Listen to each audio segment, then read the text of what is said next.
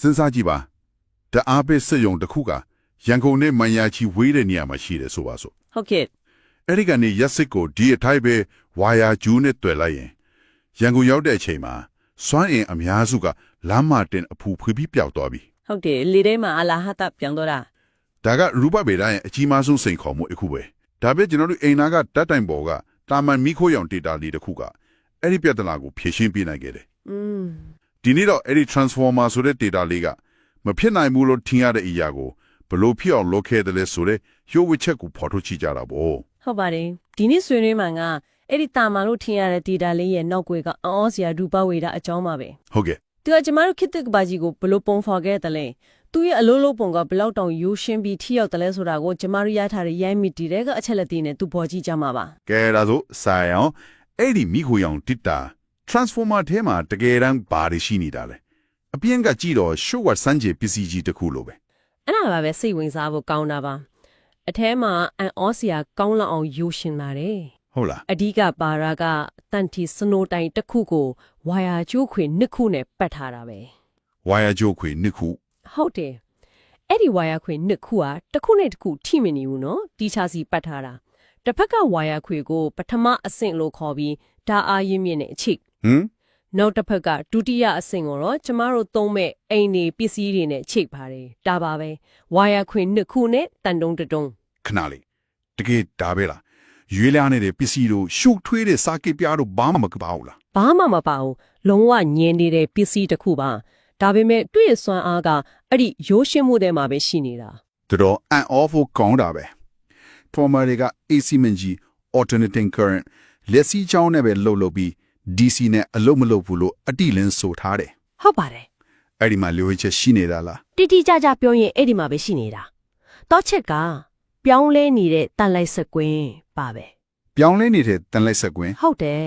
်အဲ့စီလက်ရှိကြောင်းဆိုတာကသူ့ရဲ့ဥဒီယာကိုတစ်စက္ကန့်မှအချိန်90ဒါမှမဟုတ်60လောက်ရှင်းနဲ့တော့အဆက်မပြပြောင်းနေတာလေ ဩဟုတ်ကဲ့ ပထမအဆင့်ဝါယာခွေတဲ့ကို AC လက်စီကြောင်းဖက်စီးသွားတဲ့အခါ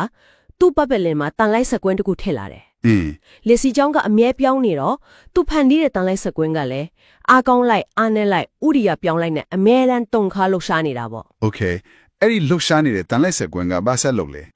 လှုပ်ရှားနေတဲ့တန်လိုက်စကွင်းကတန်ချက်စနိုးတိုင်ကိုဖြတ်ပြီးဟိုဘက်ကဒုတိယအဆင့်ဝါယာခွေးစီကိုရောက်သွားတယ် ဟုတ်ပြီ ပြီးတော့အဲ့ဒီမှာရွှေ electron ဒီကိုတန်လိုက်စခွင်းကတွားပြီးတွန်းလိုက်ဆွဲလိုက်လုပ်ပေးတယ်အဲ့ဒီမှာကျင်ဒုတိယဝါယာခွေးထဲမှာလက်စီကြောင့်အတစ်တစ်ခုဝါအတစ်တစ်ခုဖြစ်လာရော အော်ဆိုတော့တစ်ဖက်ကစွမ်းအင်ကဘာနဲ့မှမထီးပဲနဲ့ဟိုဘက်ကိုကူးသွားတာပေါ့ မှန်ပါပဲ မျက်လက်ပြာနေရကြနေရပဲဒီဖြစ်စဉ်တစ်ခုလုံးကိုယူဘဗေဒမှာတီးတက်နာမည်ရှိတာခင်ဗျာ ရှိတာဗောအဲ့ရကိုလက်စစ်တန်လိုက်တညူမှု electromagnetic induction လို့ခေါ်တယ်ရိုးရှင်းပေမဲ့အရင်အစွမ်းထက်တဲ့နေရာမှာတစ်ခုပေါ့ Michael Faraday ကနေစာပြီးရှောက်ဖွေတွေ့ရှိခဲ့တာ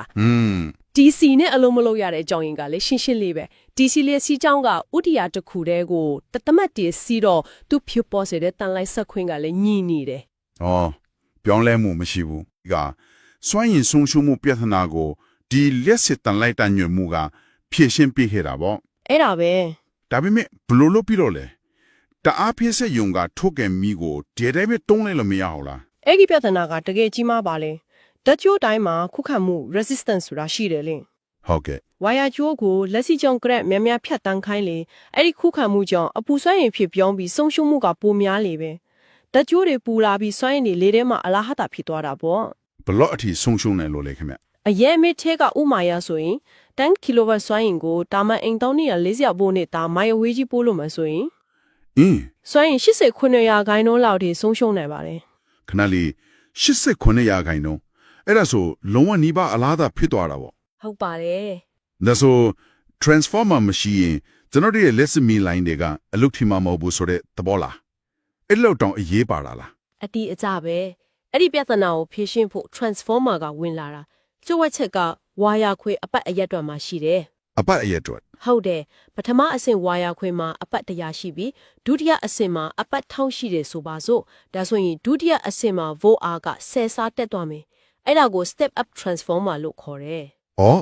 ဗိုလ်အတက်သွားတယ် ဟုတ်တယ်အရေးကြီးတာက volt R 10ဆတက်သွားရင်လက်စီချောင်းက10ဆကျသွားတယ် ။အော်အဲ့ဒီမှာကိုလာပြီးဖြည့်တော့တာလေ။လက်စီကြောင့် current နီးသွားတော့ တက်ကြိုးတွေကအပူဖြစ်ပြီးဆုံးရှုံးမှုလည်းနည်းသွားရော ဟုတ်တယ်ဒါကြောင့်တအားပေးဆက်ရုံမှာ vote အားကိုအစပေါင်းများစွာမြင့်တင်လိုက်တယ်40,000 vote လောက်အထိပေါ့ wow အဲ့ဒီအခါလက်စီချောင်းကအလွန်အမင်းနဲသွားပြီးတကြိုးတစ်လျှောက်မှာစွန့်ရင်ဆုံးရှုံးမှုက1% အောက်ကိုကျသွားတယ် 89% နဲ့ 1% အောင်တော်တော်ကွာတာပါပဲ အုံးရှိကွာပါပေါ့ ဒါနဲ့ဘိုးက4,000တောင်ဆိုတာကြားလာတဲ့တင်ကြောက်စရာကြီးအဲ့လောက်များတဲ့ဘိုးကိုတဲတာကပိုပြီးအန်တယ်များမနေဘူးလား အန်ဒီအများတာတော့အမှန်ပဲဒါကြောင့်လေအဲ့ဒီဓာအလိုင်းကြီးတွေကိုလူတွေနဲ့ဝေးတဲ့တောတောင်တဲ့ပေါ်ကနေကြီးမားတဲ့ဓာတ်တိုင်းကြီးတွေနဲ့တွေ့တန်းထားတာပေါ့ ဟုတ်ကဲ့ မြို့တွေရက်ကွက်တွေနားရောက်မှာကြီးမားတဲ့ဓာအားခွဲယုံတွေမှာဘိုးအကို17တောင်းဖို့လောက်အထိဒဆင့်ပလန်လျှော့ချတယ်အဲ့လာက step down transformer ပေါ့ ပြီးမှကိုယ်အိမ်နာကထပ်တိုင်ပေါ်က transformer လေးတွေကအိမ်သုံးနေရာ40ဖို့အဆင့်ရောက်အောင်နောက်ဆုံးတစ်ခေါက်ထပ်ပြီးလျှော့ချပေးတာပါ တကယ်ကိုလက်ပတ်ပြီးထိရောက်တဲ့စနစ်ခုပဲဒါပေမဲ့ဒီစနစ်ကတော့လုံးဝဆုံးလင်းနေလား transformer လေးမှာစွန့်ရင်ဆုံးရှုံးမှုလုံးဝမရှိတော့ဘူးလား အပြည့်ဝတော့မဟုတ်သေးဘူးသူကိုယ်တိုင်မှာလည်းဆုံးရှုံးမှုအနည်းငယ်တော့ရှိပါတယ်အဓိကအဖြစ်နှမျိုးရှိတယ် ဟုတ်ကဲ့ ပထမတစ်ခုကကျင်းနီဆုံးရှုံးမှု copper losses လို့ခေါ်တယ်ဝါယာကြိုးခွေကိုယ်တိုင်မှာခွက်ခမ်းမှုအနည်းငယ်ရှိနေသေးတော့အိမ်နဲ့အပူထွက်ပြီးစွန့်ရင်နဲ့ဆုံးရှုံးတယ် ဩဖုံးအားသွင်းခေါင်းတယ်အချိန်ကြာကြာသုံးရနှွေးနေတာမျိုးပေါ့အဲ့ဒါလေ transformer ဒေးစားလေးပဲမဟုတ်လား တိတိကျကျပဲအဲ့ဒီနှွေးနေတာက copper loss ချောင်းပဲ ဟုတ်ပြီ ဒုတိယဆုံးရှုံးမှုကတော့တန်ဆုံးရှုံးမှု iron losses ပါပြောင်းလဲနေတဲ့တန်လိုက်ဆက်ကွင်းချောင်းတန်ထေစနိုတိုင်းထဲမှာလက်စီးချောင်းအသေးလေးတွေ eddy currents football ပြီးအပူထစေတယ် ဩ ဒါကို short ချဖို့တန်ထေစနိုတိုင်းကိုတန်တုံးတုံးဝီးနဲ့မလုပ်ပဲပါလွှားတဲ့တံပြားလေးတွေကိုတစ်ခုနဲ့တစ်ခုမထီအောင်အလွာခံပြီးအထက်ထက်စီပြီးလှုပ်ထားတာ အဲ့ဒါကြောင့်ကို ဟုတ်တယ်အဲ့ဒါကြောင့်လဲ transformer အကြီးကြီးတွေမှာအပူရွတ်အောင်စီတွေထည့်ထားတာအရေးခံတောင်မှန် cooling fence တွေတက်ထားတာတွေ့ရမှာပေါ့ ဒါဆိုနောက်တစ်ခု transformer အကြီးကြီးတွေနားတွားရင်တဝီဝီနဲ့မြည်နေတဲ့အတန်ကတော့အဲ့လားပြက်နေတာလားကျွန်တော်ကအထဲမှာပန်းကားလိုဟာမျိုးလင်းနေတယ်လို့ထင်နေတာ လူတော်တော်များများအဲ့လိုထင်ကြတယ်တကယ်တော့အထဲမှာလဲပတ်နေတဲ့အစိပ်ပိုင်းဘာမှမရှိပါဘူး ဟုတ်လား အဲ့ဒီအတန်က AC ရှက်စီချောင်းချောင်းထိပေါ်လာတဲ့တန်လိုက်ဆက်ကွင်းကတန်ပြားလွှာလေးတွေကိုတစ်စက္ကန့်မှာအကျဉ်း960လောက်အလွန်တင်းငယ်တဲ့ပမာဏနဲ့ကျုံလိုက်ဆန့်လိုက်ဖြစ်စေလို့ပါ ဟောတုံခါနေတာ ဟုတ်တယ်အဲ့ဒီလိုအဆက်မပြတ်တုံခါနေတာကနေအဲ့ဒီတဝီဝီမြည်တမ်းထွက်ပေါ်လာတာပြက်နေတာမဟုတ်ပါဘူးသူအလုံးလုံးနေတယ်ဆိုတဲ့လက္ခဏာပါပဲ စိတ်ဝင်စားစရာပဲစွမ်းအင်ဆုံးရှုံးမှုကြောင့်ပြောနေရင်နဲ့စွမ်းအင်ကိုတိုင်းတာတဲ့ unit တွေကြောင့်စဉ်းစားမိလာတယ် transformer တွေကိုမီလုံးတွေလို kW kilowatt နဲ့မတိုင်းပဲ kVA kilovolt ampere နဲ့ဘာလို့တိုင်းတာတာလဲဒါကဒီဆုံးရှုံးမှုတွေနဲ့သက်ဆိုင်နေတယ်ဒီပါအောင် ကဲစဉ်းစားကြည့် transformer ထုတ်လုပ်သူကဘီယာကွက်တစ်ခွက်ကိုရောင်းလိုက်ကြလို့သဘောထားလိုက်ပါ ဟုတ်ပြီ အဲ့ဒီဘီယာကွက်ရဲ့စုစုပေါင်းအရွယ်အစားသူဘလောက်အထိစန့်တယ်လဲဆိုတာက transformer ရဲ့စုစုပေါင်းစွမ်းဆောင်နိုင်ရည် apparent power ချပြီး kVA နဲ့တိုင်းတာပါတယ် ဩခွက်အကြီးခွက်အသေးဆိုလို့ပေါ့ထုတ်လုပ်သူကဒီခွက်ကတန် kVA စန့်တယ်လို့အာမခံပေးလိုက်တာ မှန်ပါတယ် okay ဒါဆိုခွက်အရွယ်စားက kVA ဒါဆို kW ကတော့ဘာလဲ ခွက်ထဲမှာတကယ်တောက်လို့ရတဲ့ဘီယာအရေကတော့အသုံးဝင်တဲ့အလုပ်လုပ်စွမ်းရဲ့ true power ဖြစ်ပြီး kW နဲ့တိုင်းတာပါတယ် တကယ်အသုံးဝင်တဲ့စွမ်းရင်း ဟုတ်တယ်ဒါကကျမတို့တကယ်အသုံးပြုချင်တဲ့စွမ်းရင်ပေါ့မီလင်နာပန်ကားလဲတာတဲ့အထက်သုံးတဲ့စွမ်းရင်ပါ ။အော်ဒါဆိုရင်တော့ဘီယာမျိုးကကြံနေတယ်။အဲ့ဒါကဘာကိုကိုစားပြုလဲ ပီယာမျိုးကတော့ reactive power လို့ခေါ်တဲ့စွမ်းရင်ပါသူကစနစ်ထဲမှာရှိနေပေမဲ့အသုံးဝင်တဲ့အလုပ်ကိုတိုက်ရိုက်မလုပ်ပေးဘူး ။ဟုတ်ကဲ့ လေးစစ်ပစ္စည်းတချို့အထူးသဖြင့်မော်တာပါတဲ့ပစ္စည်းတွေလေပတ်ဖို့အတွက်တန်လိုက်စကွင်းတိဆောက်ရမှာဒီ reactive power ကိုလိုအပ်တယ်ဒါပေမဲ့သူကအလုပ်တော့မဖြစ်မြောက်စေဘူးအမြုပ်များလေတောက်လို့ရတဲ့ဘီယာနဲလေပေါ့ သဘောပေါက်ပြီ။ဒါဆိုရင်ထုတ်လုပ်သူကဘီယာခွက်အရွယ်စား kVA ကိုပဲအာမခံပြီးရောင်းတာပေါ့ ဟုတ်တယ် ။သုံးဆွဲသူဘက်ကကိုယ့်ခွက်ထဲကိုဘီယာချီးမဲထဲမလား။အမြုပ်များတဲ့ဘီယာကိုထဲမလား။ဆိုတာကကိုယ့်ပေါ်မှာပဲမူတည်သွားပြီ အဲ့ဒါပဲ ။စွမ်းချွေတာတဲ့ထီအောင်မှုကောင်းတဲ့ပစ္စည်းတွေသုံးလေအမြုပ် reactive power နဲပြီးသုံးဝင်တဲ့ဘီယာရီ kW ပို့ရလီပေါ့ သိကြပါတယ်ထုတ်လုပ်သူကသူ transformer ကစွမ်းအင်ဘလောက်ကိုလက်ခံပြီးလွှဲပြောင်းပေးနိုင်တယ်ဆိုတာကိုပဲပြောတာအသုံးပြုသူဘက်ကအဲ့ဒီစွမ်းအင်ကိုဘလောက်ထိရောက်အောင်သုံးနိုင်မလဲဆိုတာကချိတ်ဆက်ထားတဲ့ပစ္စည်းတွေရဲ့ power factor ဒါမှမဟုတ်ထိရောက်မှုအပေါ်မှာမူတည်သွားတယ်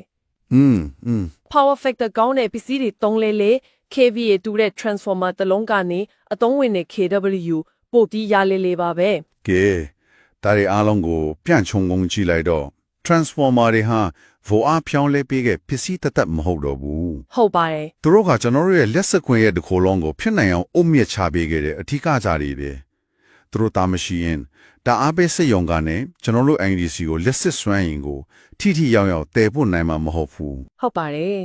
သူတို့ကရူပဗေရရဲ့ကြီးမားတဲ့ပြဿနာတစ်ခုဖြစ်တဲ့ KUAG စွမ်းအင်ပို့လွှတ်မှုဆုံးရှုံးခြင်းကို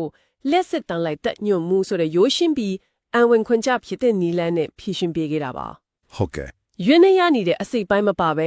69% ထက်ကျော်တဲ့ထိရောက်မှုနဲ့စွမ်းအင်ကိုတနေရာကနေတနေရာဖွဲပြောင်းပေးနိုင်တဲ့တကယ်ကိုအံ့ဩစရာကောင်းတဲ့တည်ထွင်မှုတစ်ခုပါ ဒီနေ့ဆွေးနွေးမှုကတော့ကျွန်တော်တို့နေ့စဉ်ဘဝရဲ့နောက်ွယ်မှာတိတ်တဆိတ်အလုံးလုံးနေတဲ့ဒီလိုအရေးပါတဲ့ဤပညာတွေအကြောင်းကိုတကယ်ပဲမျက်စိဖွင့်ပြလိုက်တယ်လို့ပါပဲ ဒီဆွေးနွေးမှုကိုနားထောင်နေတဲ့သူတွေအတွက်တွေးရတစ်ခုထားခဲ့ကြပါတယ် AC လက်စစ်ကွန်ရဲ့အတွက် transformer တွေကဒီလောက်အရေးကြီးတဲ့ဆိုရင် DC လက်စစ်ကိုအဓိကတုံးတဲ့ကဘာကဘယ်လိုပုံစံဖြစ်နေမလဲ စိတ်ဝင်စားစရာပဲ အခုခေတ်မှာကန်တာရထဲကကြီးမားတဲ့ဆိုလာဆွဲအင်ဆက်ယုံတွေက DC လက်စစ်ကိုပဲအများဆုံးထုတ်လုပ်ကြတာအဲ့ဒီ DC လက်စစ်ကိုမိုင်းရချီဝေးတဲ့မြို့ဒီစီကိုစွန့်ရင်ဆုံးရှုံးမှုနည်းအောင်ဘလို့တဲပို့ကြမလဲဆိုတာကအနာဂတ်အတွက်နိပညာရှင်တွေဖြည့်ရှင်းနေရတဲ့စိတ်ဝင်စားစရာကောင်းတဲ့စင်ခေါ်မှုတစ်ခုပါပဲ